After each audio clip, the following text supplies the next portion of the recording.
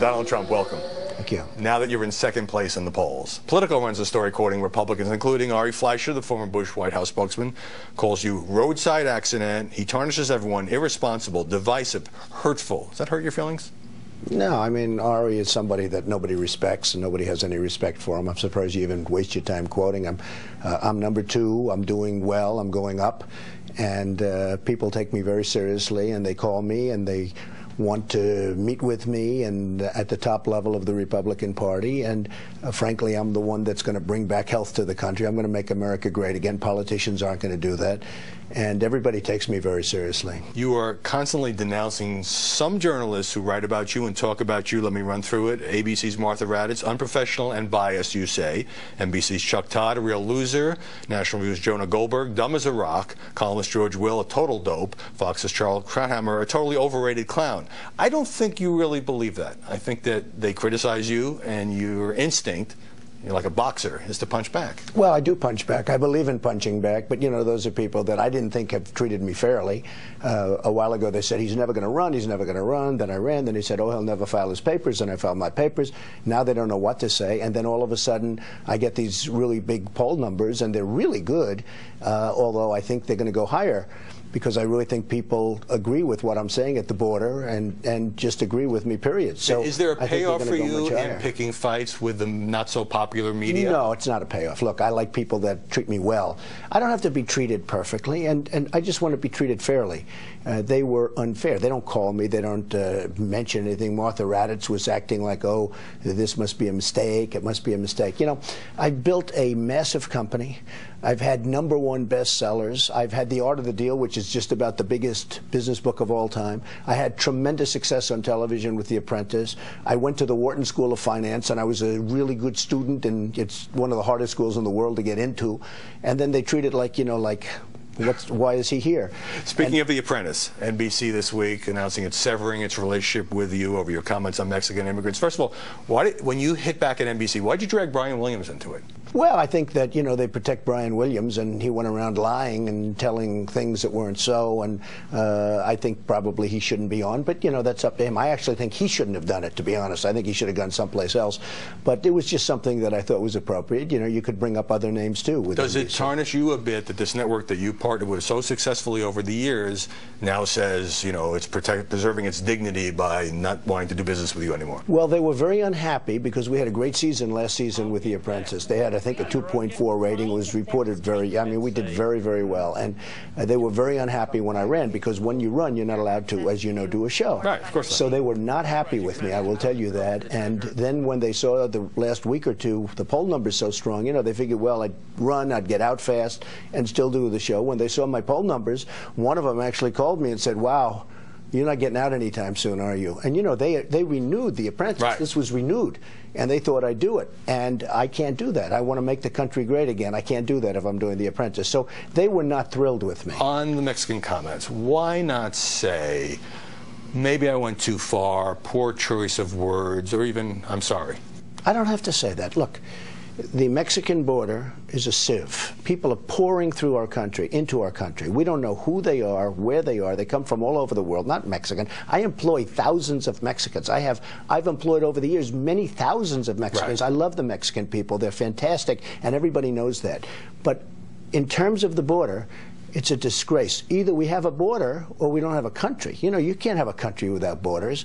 And people are coming in, and some of those people, and I read it even yesterday, there was a huge article about the tremendous crime that's taking place. It's like a crime wave. It's one of the most dangerous places on earth. And I bring that up, all of a sudden I'm a bad person. Bill Maher says you're a Frankenstein monster who never apologizes for every crazy thing you might say. Well, he also said I'm here to stay, and which was actually interesting. So I brought up the fact that Mexico is killing us on trade, and I mean killing us. But you use words like rapists.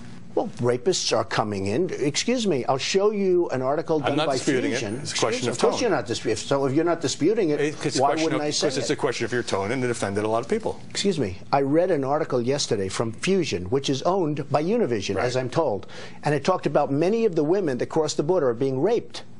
Many of them, a tremendous percentage. They actually said 80%. That's hard to believe it could be 80%. But they said the women coming across the border are raped. This is done by Fusion. It was printed in the Huffington Post, no friend of mine. Right.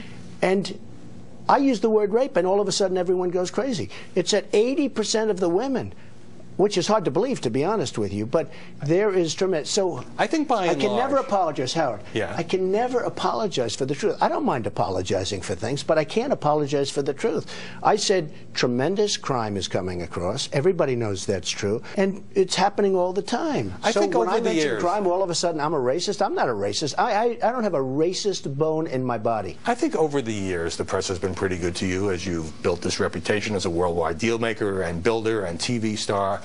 I wonder, though, if you're used to the extra kind of intense scrutiny that comes with being a presidential candidate. I think I am. I mean, I've been out here for a long time doing this. What about when people start writing stories about your business background and say, and I know you say you've used the law to reduce your corporate debt, say, well, Trump's casino unit declared bankruptcy several times. So let me just tell you about that. I made a fortune in Atlantic City. I did fantastically.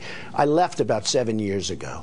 And I used the laws just like Leon Black, just like Carl Icahn, just like Henry Kravis, just like Warren Buffett, just like everyone else. But when I use the laws, you're talking about the bankruptcy laws, I use them to my advantage. I'll buy a deal, throw it into bankruptcy immediately, negotiate a great deal, you know, with the banks and everything else. And now when other people do it, they don't mention it. When I do it, they say, oh, he used the bankruptcy laws. So I used the laws. I did a great job. I did a great job. I made a fortune in Atlantic City, but I left, and actually the financial media gave me great credit for timing, because I left Atlantic City 7 years ago. Every other Republican presidential candidate has criticized the Supreme Court ruling on gay marriage. Right. You said the court overreached, and you kind of let it go at that, and I think you were sending a message of tolerance. Well, it could be tolerance. It could be also like, you know, we have a lot of problems in this country, and we have to get back to work. I would have preferred states, you know, making the decision, and I let that be known. But they made the decision, and, you know, most of the candidates, I think, have said they did make the decision. A couple are out there very firmly that we're going to fight it, we're going to this and that.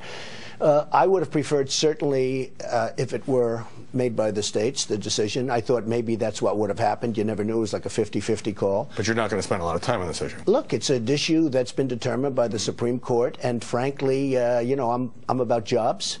I'm about making the country great. I would have liked to have seen the decision differently. And you have another decision, Obamacare, which is a disaster given to us by John Roberts, who was appointed by Bush, who was pushed by Jeb Bush.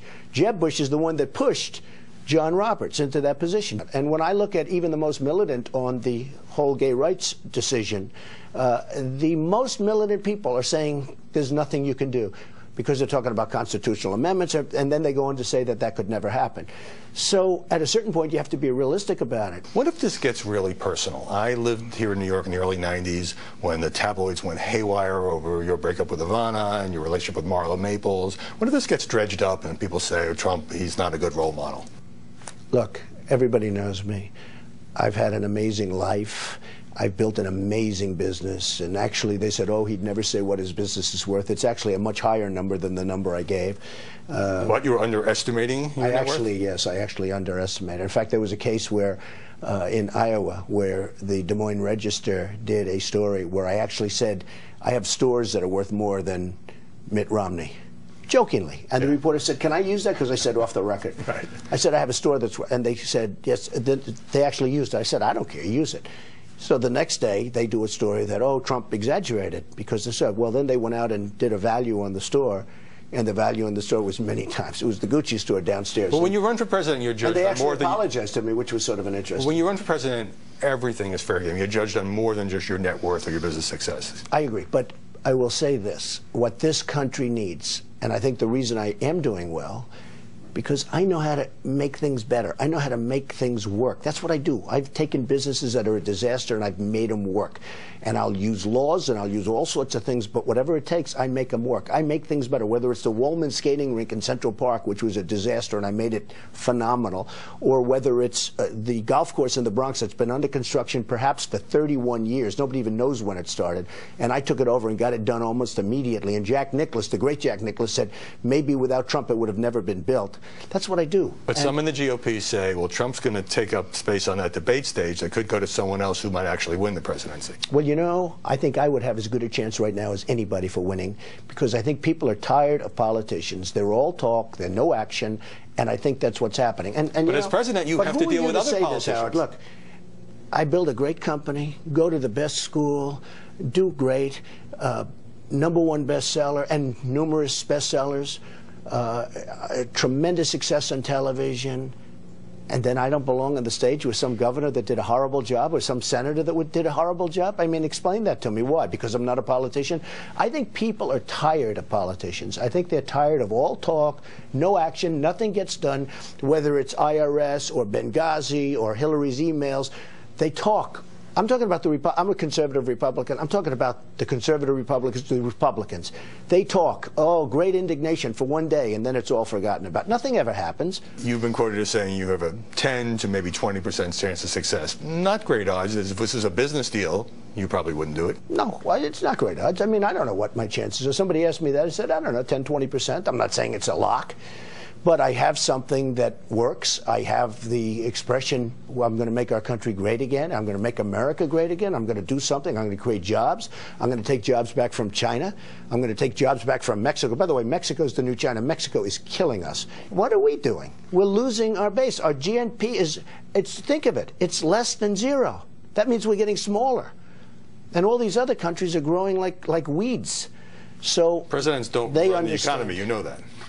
Oh, I think a president has a lot to do with the economy. Absolutely. I mean, the trade deals, this new trade pact is a disaster. The president has everything to do with the economy. Also has to deal with Congress and also has to deal with the heads of state. And that's part of being a leader. You have to get him to do what you want him to do. Donald Trump, thanks very much for sitting down with us here in Trump Tower. Thank you.